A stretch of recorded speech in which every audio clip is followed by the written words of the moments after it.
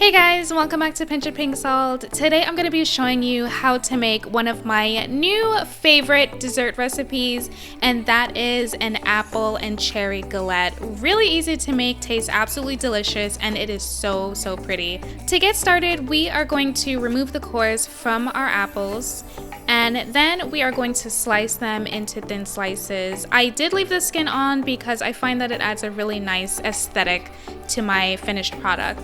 After slicing them, I'm going to transfer them to a bowl. I'm going to add in my sugars, pink salt, and I'm also adding in my cherries. I'm using frozen, but you can also use fresh. Just make sure you cut them in half. Alright, I added in some cinnamon, some ground ginger, some fresh lemon juice, and we're just going to mix this all together until everything is well combined and all of our seasonings or spices have coated our fruit.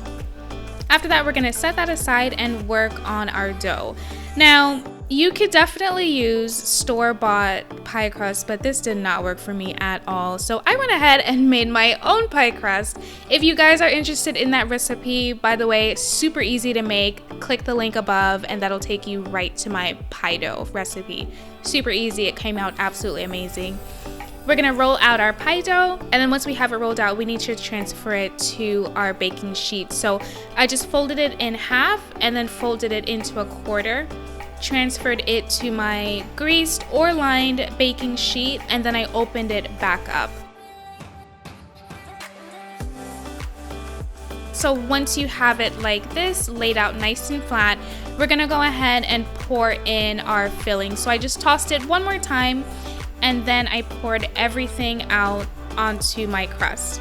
And I'm just spreading it out a little bit before I start folding over the edges. Now, this part does not need to be perfect. You really just want to flap it over the fruit. That's really all you're doing. And if you find that the dough is covering too much of the fruit, you can definitely go ahead and rip off some of that overlap like you see me doing here.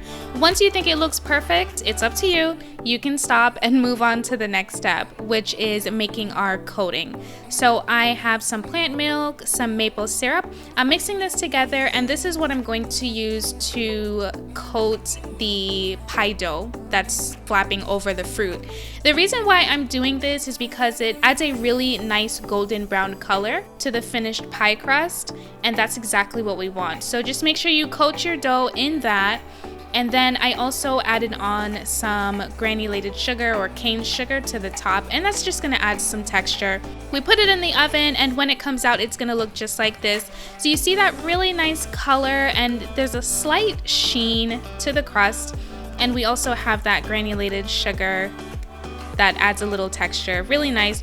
Guys, please don't do this. I really took a chance doing this. I'm thankful it didn't fall apart. Don't do that. Just go ahead and transfer it onto your serving board. And to finish it off, I went ahead and added some coconut whip.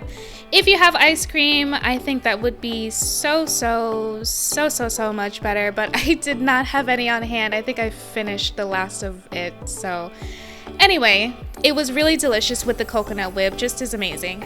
All right, so we're gonna go ahead and cut into it, and you would cut it just like you would a pie, okay? So you can see we have a really nice crisp, but still flaky and soft crust. And after you cut it, we go ahead and transfer it onto our plate. And guys, look at that cross section. It is so pretty, it looks so fancy. We have that pie crust layer starting from the bottom, then we have this really soft pie crust layer, and the reason for that is the juices from the cherries and the apples soak into the pie crust, and it just makes it really nice and tender. And we have the tartness, the sweetness from the apples and the cherry as well, and all those spices that come in. Guys, this recipe is so good. You guys are gonna love it. It's so easy to make. You don't need a pie dish. You guys are going to love this recipe, and it looks really fancy. I really hope you guys give this recipe a try. If you do, let me know in the comments below. I put out new recipes every single week. If you have not already subscribed to my channel, consider subscribing. And until next time, guys, have a great day. Bye.